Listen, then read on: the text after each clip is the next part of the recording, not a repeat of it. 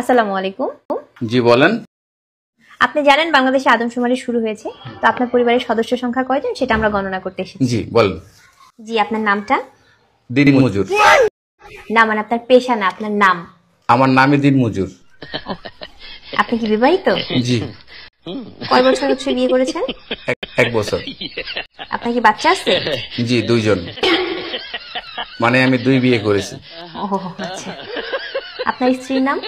ছোটজন না বড়জন? বড়জন। কিয়ামত। কিয়ামত। আর ছোটজন? তুফান। ও তুফান। আপনার সন্তানের নাম? ছোটজন একটা না বড়জন একটা?